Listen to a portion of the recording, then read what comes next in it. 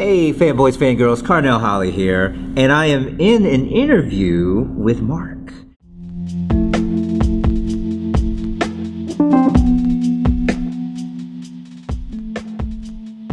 You're now listening to BLERDKAST, presented to you by Blerdography.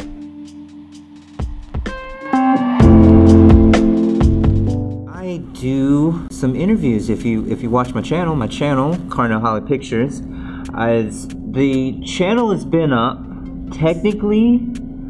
I want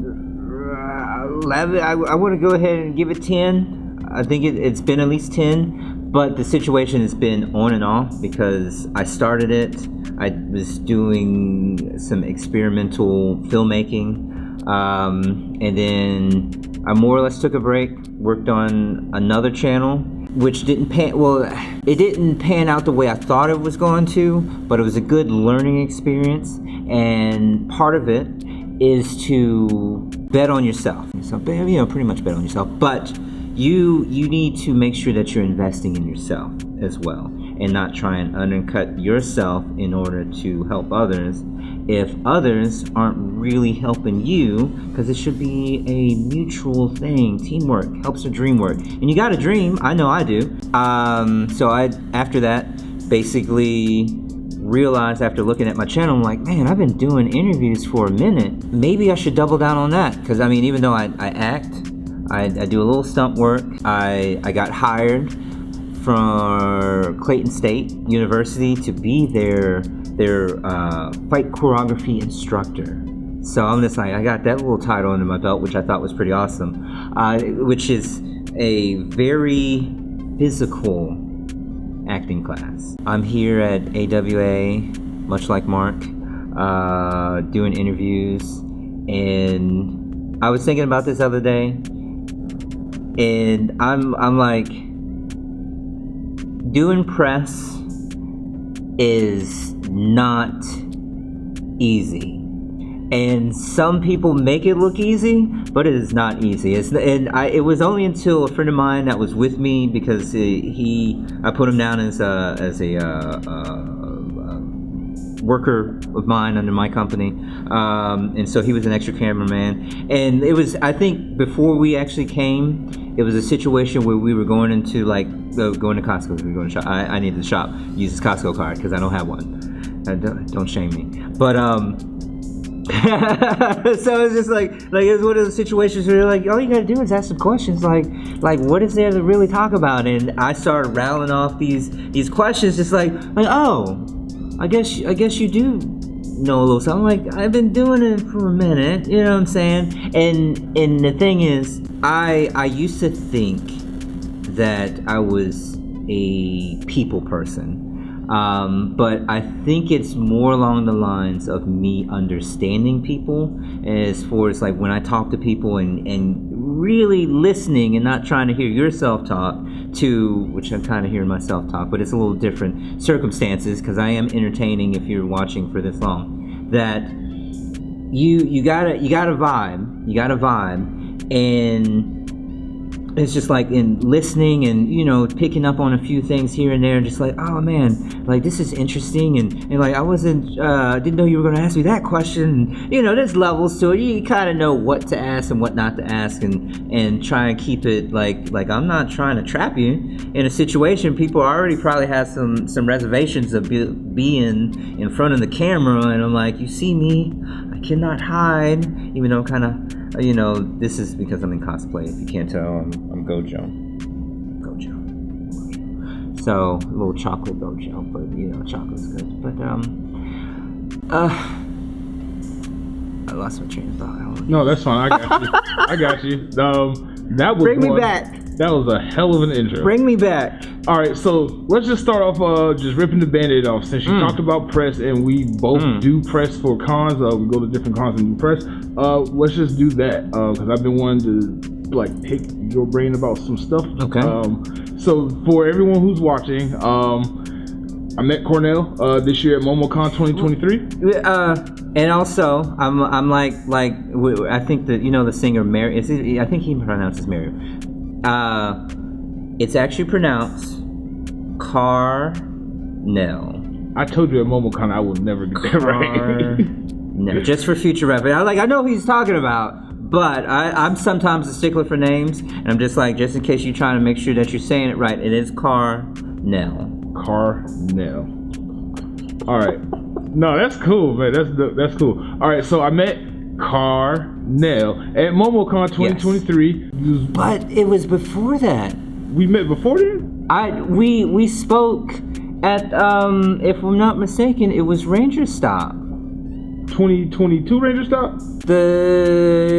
I believe the one when they were at the other hotel. 2021 Ranger Stop. Oh, because I wasn't even doing Preston. I was just there. But you were in the room, right? I wasn't in.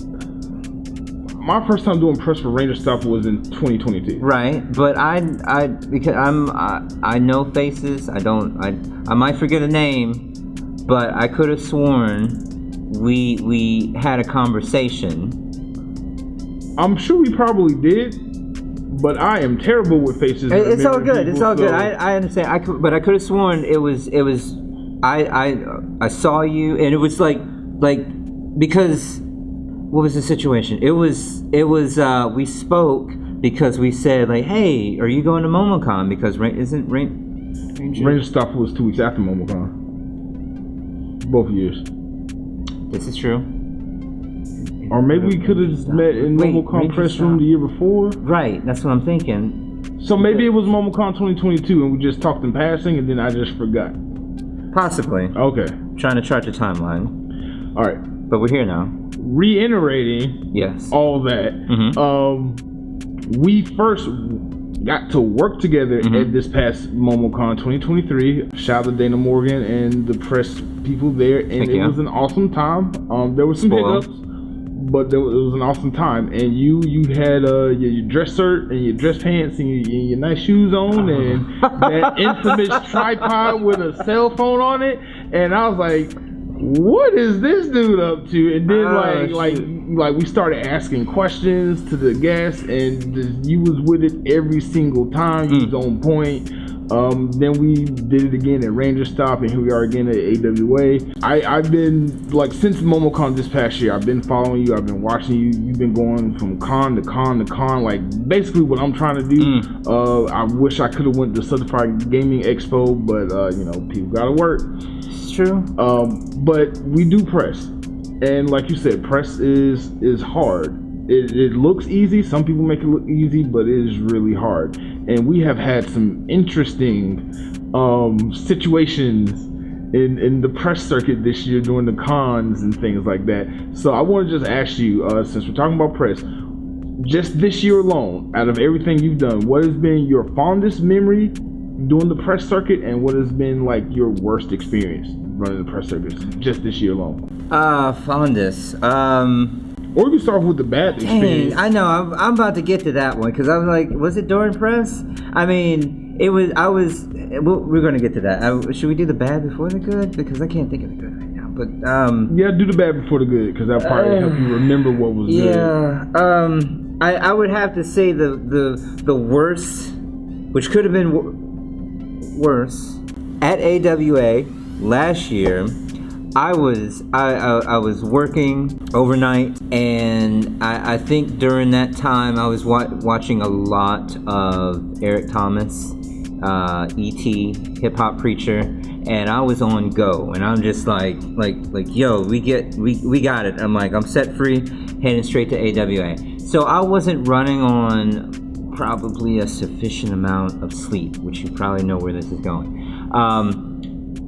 I would have to say the last day, which I think was a Saturday, that I got through all the interviews. It had to be on the Saturday because there was interviews back to back, and I was knocking them out. It was a bit of a learning curve because it was my first time doing press for AWA, and AWA was like, I'm so used to doing round robins, and with this one it's one-on-one exclusive, but you have 15 minutes and you need to have your stuff together. You know what I'm saying? I might be used to having a conversation, but things within 15 minutes needs to be concise. And the first, because what was it? I think I was late and I missed the first interview, but the second one, which is not even out yet because I'm behind, just to let you know how much workload, and like when you're a one-man show, I didn't put that interview together yet. I'm working on that, so I'm gonna go back and forth between different between different conventions, so it's not all this convention. And but I was just like, man, like we were having a conversation, then it was over. Then I realized, like, okay, I need to make sure I have questions, not just baseline questions and hoping that you get a reaction. Like do your research, because you listen to these interviews, that's like, oh man, you did your research, like oh man, that's a interesting conversation. Like you want that reaction, and so and it's not the mundane, like I heard this question before and all this, and like ask them, they want you to like no but not no, like no, just like I want to answer these types of questions. But I got a bonus interview with Katie Cosplays, who wasn't an official guest, so I got her, and I'm just like, oh man, bonus interview, awesome. And so I was out, and a part of me felt like maybe I should go to sleep in my car, but I'm like, no, I'm good, I feel fine, you know what I'm saying? I got my bang, I got my music that's gonna be blasting, we're good to go. So I left, I'm on my way home, and I was doing fine. I got close to home, and basically dozed for it only takes a second. So I dozed. I come to as I'm like, oh no, let me slam on the brakes, and I'm sliding, and then I bump into. It felt like just a bump. I bumped into one, which basically caused like a 4-car situation, something like that. Everybody was fine. My airbag deployed. You get out, my whole front of my car is destroyed. One of the guy that I bumped, because it felt like he was just trying to put on like if I was a newbie because I've been in other accidents or something like that.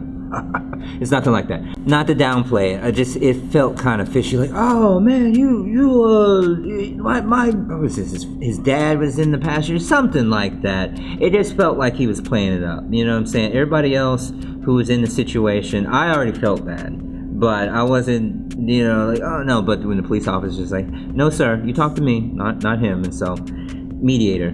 But needless to say, that really sucked a lot, and it caused inconvenience, not just for the people that was involved, but for myself. Had to scramble, Mark. I had to scramble to get a vehicle. Putting out some personal stuff. I had to scramble to get a vehicle because I still had to work, but I couldn't finance a vehicle at the time. Got something that I could afford that I had to borrow and then pay back. I was good on that, but it had a lot of issues, and a buddy of mine who worked at the auto shop basically put on a very good Band-Aid on a open wound, basically, and so I was on a ticking time bomb. Nevertheless, made some decisions. Ended up getting another car, which is fun. I don't know if Mark. I don't know if I told you this part. I get in another accident. Basically, it wasn't my fault. Somebody hit me this time, and which is an inconvenience. Not bad. Again, I was good. No, mine that I caused could have been worse. This one could have more or less been worse, but fine. I have a rental, which is a little, I don't know what it is, a little Miata, definitely not a Miata, but it just seems like something that's really, really conservative. Like I can work with this, you know what I'm saying? I don't have to, like overcompensate or something, because I got a certain energy, about myself. And so I'm like, I'm good. I'm like, I was able to whip it and maneuver between some cars the other day. I'm just like, see, if this was a larger vehicle, wouldn't have been able to. But I'm like, I'm maneuverable. Let's get it. I'm not skittish about getting out there and, you know, but that was the worst. But the best, I want to say something involving, I mean, that's a good moment. She's cool. We haven't hung out or anything, but I mean, she's loads of fun. I enjoy every time I see her, want to get a picture with her, you know, for obvious reasons. But it's she's one of them, definitely up there. Mark, I mean, I need you to help me out. It's gotta be something else other than that. It's like, I mean, I've only been with you for today you were and there. Ranger Stop and MomoCon. You were there with me. I mean, it was a cool interview. Yeah. I'm drawing a blank. I'm drawing a blank. Like, so long ago. Karen Ashley, just a bundle of joy. She reminded me, I had this is a funny moment because her handler, this was a time at MomoCon, I don't think you were, I want to say you were there, but you weren't there as press during that time, but I think they were getting ready. Is Ranger Stop's after MomoCon, right? Mm-hmm. Yeah, I think they were getting ready for the first, I want to say the first Ranger Stop during this time, and so they were I wasn't a child, I was in high school, but you know, boyhood crush, definitely crushing on Karen, and so there was when you hear those, like, oh, it's complicated, so it was a complicated friendship that I was interested in being with the young lady at the time before my marriage, you know? So it was just so funny because she ended up, I think she ended up telling, who was there? She just reminded me. I'm kind of stalling it. like I'm not trying to say all this craziness, but she reminded me of somebody that I had a crush on in real life, and so I guess that kind of tells the type of, well, some of the types of women that I'm interested in, something like that. But it was really cool to meet Karen in person. Before Ranger Stop, and I was just like, yo, she just all reminds me of her. I'm like, I know her. Anywho, but yeah, that's another one. Okay, that's good. So we got a couple more minutes because your answers are super long shoot, with man. So just kind of going back to the whole press thing. Mm-hmm. Why do you do press?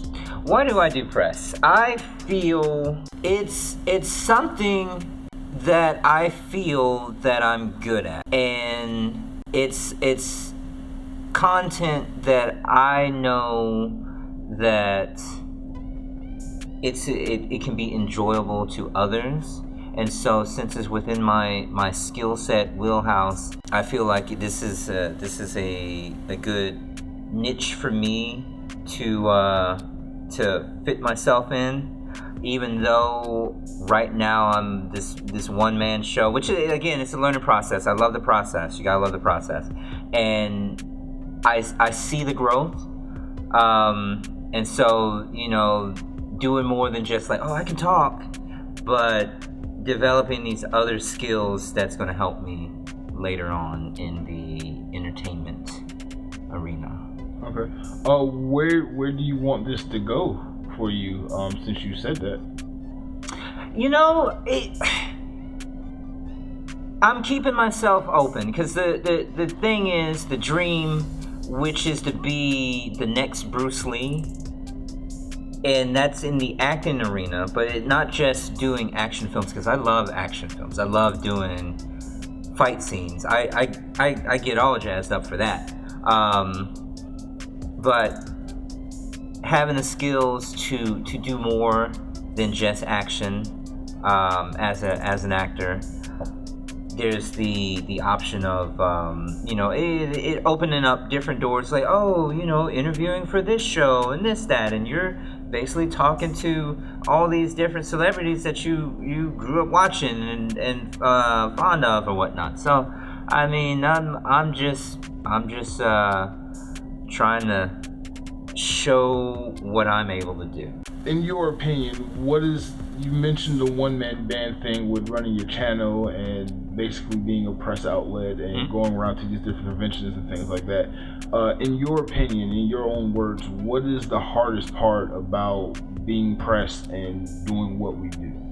The hardest part of me wants to say the questions, because I know we spoke earlier as far as making sure that you do this is on par with journalism, so you have to put in the work and know to do the research and ask these questions that pertain to who you're talking to, and not try and rely on baseline questions that you hope that's going to give a great response that can open up into other stuff, like, oh, I didn't think about that, let me no, you do the research, and which it's not only a testament to your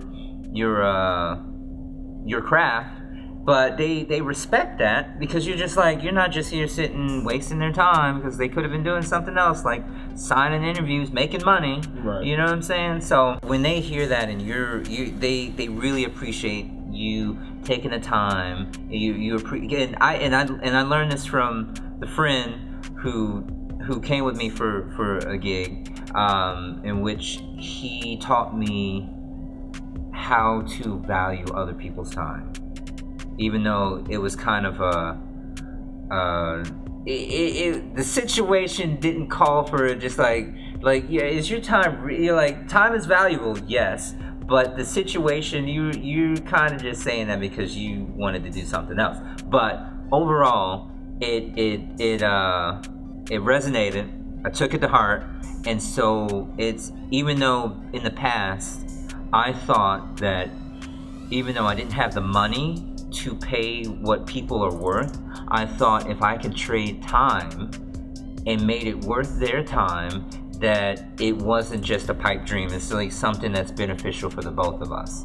So time is precious, and your time might be worth more than the cost of what you could have given them, but it's just like, you gotta invest. But yeah, I agree. I think, like what you said at the beginning of the interview, like, you gotta invest in yourself, especially if this is something that you really want to do and you're passionate about. Because clearly you're passionate about it. You go to every con. You're not really getting paid or making money to do this. I don't know where your channel's at with monetization and things like that. But like, you come out of pocket to facilitate your means to come to these cons. Yeah, we can get press passes. They are free-ish with exclamation points around it, because you still gotta work, you still gotta edit. It's still months of preparation before the event and months of editing after the event. Oh my god, that's the bane of my existence. But like, this press thing is cool because it's interesting and provides another, I think, level to the whole con experience, especially since you get, like at AWA, exclusive interviews. I think that's really fascinating. It's something I'm going to go talk to other cons about and seeing if they can implement an AWA system alongside their round robin system, so you can kind of get the best of both worlds. Like, if you're just coming in to do press, you can get the round robin style and just levels generic stuff, and then if you're like more prestige in your press and you've been doing it for a while, maybe you can get the VIP press experience and get the one-on-one exclusive. That is a really good idea. Really good idea. I'm gonna, Dana, if you're watching this, love it. I was like, hey, where would you recommend this lifestyle, this run and shoot, gun and shoot press circuit con lifestyle to other people who might be interested in just wanting to do press? It's one of those situations where it's just like, you got to be prepared for it. You know, it's not. It's work. It's work. It's totally, because like what you said, like me enjoying. I don't really get to enjoy the con because my main focus is always the interviews. I care, but at the most part, I care less about everything else. Everything else doesn't matter until all the interviews are shot and locked and loaded. And they're like, oh, cool, I got time. I agree with that. You know what I'm saying? I'm like the mission comes first, and I'll get into that mindset. And you know, I want to, because I was trying to support a buddy of mine who's a wrestler. Shout out to Eon, because I was saying Aeon for the longest, and then I come to find out you're mispronouncing his name. It's Trevor Eon. It was with his intro. Okay, I was so getting hyped up. This was at Southern Fried Gaming Expo, which is something like, I'm not a huge gamer, and a buddy of mine who told me about it was just like, well, I mean, this is new experience, because I'm trying to branch out and do more than just the Georgia-based stuff. You know, I'm trying to get to Exotica at some point. You know what I'm saying? Because they're actors too. You know what I'm saying? I got a couple favorites that I feel, you know, as a fanboy, that I should express it in the interview, which will be totally funny, and I know that they would enjoy it. I know people would love to see it. I already spoken to a couple that are up that do spicy content, which is so funny, because it's like the channel is not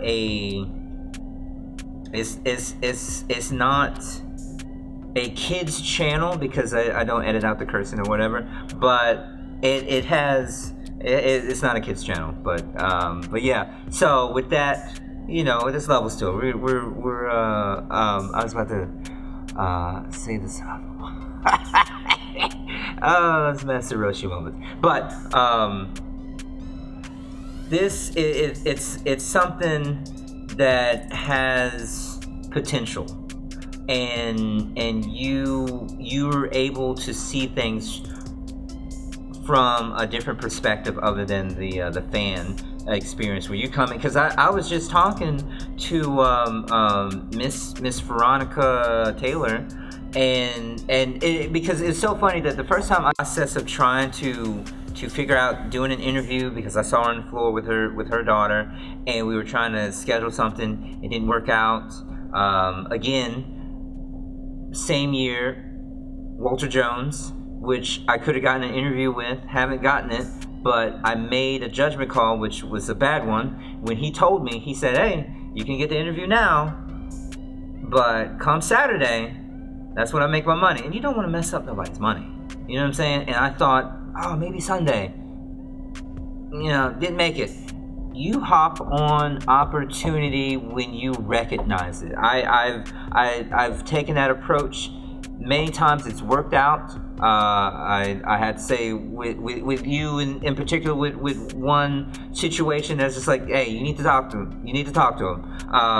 Other ones with a couple of impromptu interviews, and they were just there, and I'm like thinking like, well, nothing but time and thank you, because I was definitely saying it wrong.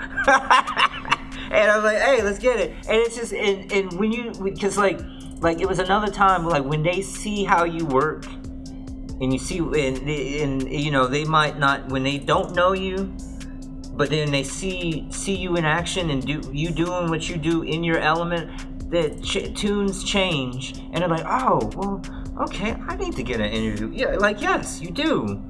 I don't bite. Like, you're basically talking to a friend, okay? You're talking to a friend. It's going to be painless. We're just having a conversation. Gotcha. All right, man. Where can everybody find you out there on the internet? On the internet, if you Google Carnell Holley, I pop up. You see this face. But specifically, if you YouTube search Carnell Holley, that'll lead you to the Carnell Holley Pictures channel. I'm on TikTok as Carnell Holley. I'm on X Twitter as Carnell Holley. Mad Dragon 2000 on Instagram, because it's Carnell the Mad Dragon Holley. You'll hear people call me Mad Dragon from time to time. I was like, oh man, I forgot that I do go by that sometimes. But is there anything else that's Carnell Holley? IG Carnell Holley Pictures on that as well. So yeah, pretty much if you Google Carnell Holley, I'm pretty much the only one that pops up. Good stuff. I think there's only one bad thing, which isn't me, but I'm connected to it in a way. But nothing like, oh man, it's incriminating. Like, I knew there was something. Like, no. I'm squeaky clean. Okay, cool. All right, this was a great, fun, interesting interview, man. What's the next con you're going to? Because I know you got one somewhere in the next week or two. But I don't have it planned, but it was like I've been to Jekyll. Because I was talking in an interview. I mentioned Jekyll Island Comic Con, which is like in December, but I haven't heard much in a while. I was looking at some conventions in Tennessee, so I honestly don't have any planned right now, but I am open to it, and I'm like, if I can make it, I'm gonna go and see what it's all about. All right, great. Appreciate you for coming on. I have no idea when I'm gonna be able to get around to edit and post this, but it's gonna be. I'm probably gonna make it into a podcast because it's still more like a little podcast thing than like a little like interview thing for the channel. But I really appreciate you coming on. I'm gonna go record my own outro and intro separately, but I know we got other stuff to do. But like, thank you so much. No doubt. Thank you. Appreciate you. Appreciate you.